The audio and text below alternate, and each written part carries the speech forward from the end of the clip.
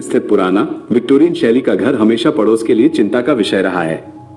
स्थानीय लोग कोहरे से भरी खिड़कियों से देखे गए अजीब घटनाओं, भूतिया आकृतियों और ठंडक के बारे में बातें करते थे जो इसकी दीवारों से निकलती प्रतीत होती थी। लेकिन सामने के दरवाजे पर लिखा नंबर 13 ही लोगों की रूह को कंपा देता था।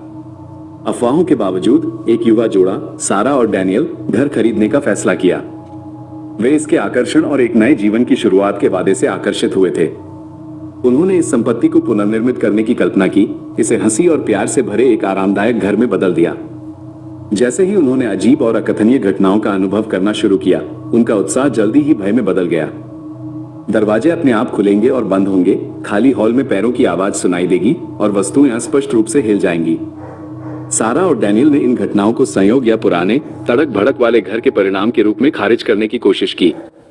लेकिन जैसे जैसे दिनों का हफ्तों में बदलना शुरू हुआ, घटनाएं अधिक बार और परेशान करने वाली हो गईं। एक रात सारा को एक चिलिंग सनसनी से जगाया गया। उसे ऐसा लगा जैसे कोई उसे देख रहा है। उसने देखा कि बिस्तर के पांव में एक आकृति खड़ी है। यह एक लंबा, क्षीण आदमी था जिसकी चुभती नीली आंखें उसकी आत्मा में घुसती प्रतीत होती थी।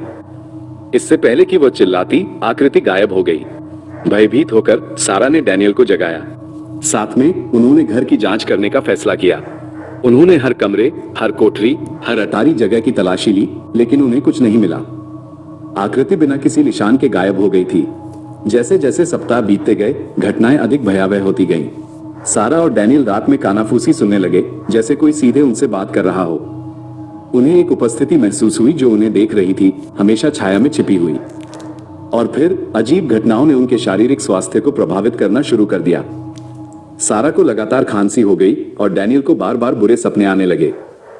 एक रात जब सारा बिस्तर पर जाग रही थी, उसने अटारी से एक मंद खरोंच की आवाज सुनी। उसने डैनियल को बुलाया, लेकिन वह गहरी नींद में था। अपना साहस जुटाकर वह अटारी की संकरी, घुमावदार सीढ़ियों पर चढ़ी। अटारी अंधेरा और धूल भरा था, पुराने ट्रंक और भूले बिसरे फर्नीचर से भरा था। जैसे ही उसने खरोंच के स्रोत की तलाश की, उसने एक मंद फुसफुसाहट सुनी। यह एक महिला की आवाज थी, कोमल और शोकपूर्ण। जाओ जाओ, इससे पहले कि बहुत देर हो जाए, आवाज बोली। सारा जम गई, उसका दिल छाती में धड़क रहा था। उसने पीछे मुड़कर देखा, लेकिन वहां कुछ नहीं था। आवाज उतनी ही जल्दी गायब हो गई जितनी जल्दी दिखाई दी थी। डर ने सारा को जब्त कर लिया क्योंकि वो सीढ़ियों से नीचे उतरी। वो जानती थी कि उसे घर से बाहर निकलना है, इससे पहले कि बहुत देर हो जाए। वो डैनियल के कमरे में भाग गई, उसे जगा रही थी। हमें जाना है, उसने रोया। डैनियल सुस्त था, लेकिन उसने जल्दी से स्थिति की गंभीरता का एहसास कर लिया।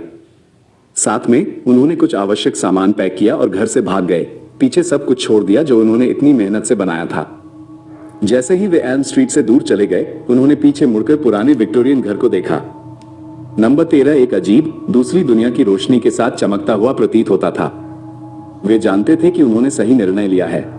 हाउस नंबर 13 का भूत खत्म हो गया था, लेकिन उनके द्वारा अनुभव किए गए भयावह अनुभवों की याद हमेशा उनके साथ रहेगी। Subscribe Virgin Life for more entertainment and moral stories.